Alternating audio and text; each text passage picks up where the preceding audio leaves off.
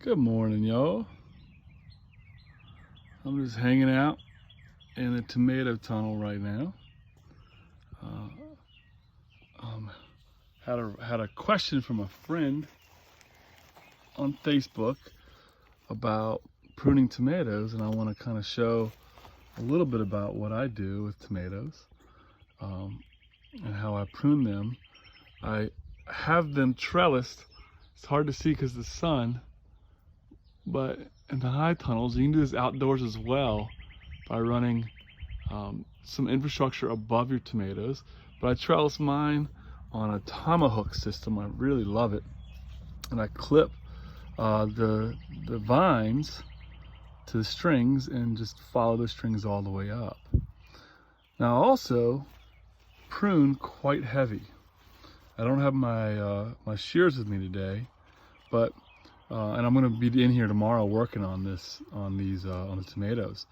And so I want to show you exactly which ones I would prune off on this one tomato. And I do it for each one, but I prune heavy and I prune often, and again I take the flowers off until they're about 3 feet tall first. So that's coming off. I don't want any fruit production yet.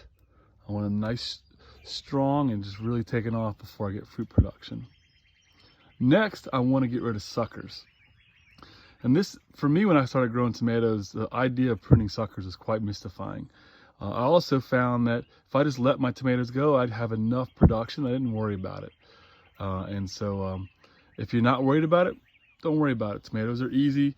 You'll get good enough production. But if you want to increase your production, the efficiency of the plant, I definitely recommend pruning suckers.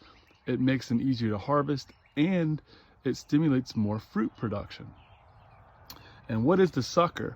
So right here, I'll pick a leader. So on this plant, you'll notice I have a leader, which is this coming up here. And I'll do my leader for the entire season until I get a frost in this high tunnel early November. But then I'll come behind and I'll look for suckers. Off of your leader, as you get a stem coming out, right here,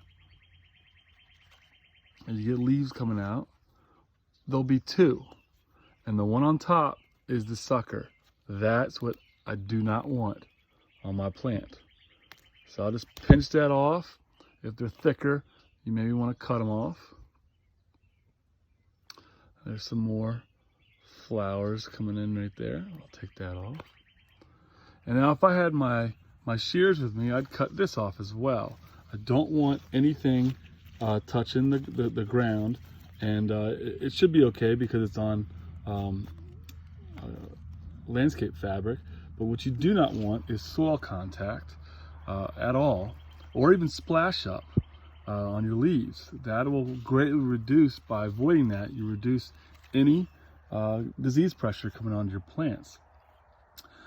Once this leader gets a little bit taller and I start producing fruit on it, I'll come down and I'll start clearing everything off the leader. And I'll stay just below my fruit. So if right here was a fruit production, I had leaves production above it, I'd clear everything off. So at the end of the season, I've got a bare leader that looks like that, running, anywhere between 12 and 15 feet in length. It's intense. It's also quite beautiful. But by doing that heavy pruning, it again reduces disease pressure and stimulates fruit production. So in a high tunnel with 200 plants, I've gotten more production than 1,000 plants using the Florida weave method out in the field. So that is one answer to how I prune my tomatoes. So good luck, y'all, and happy gardening.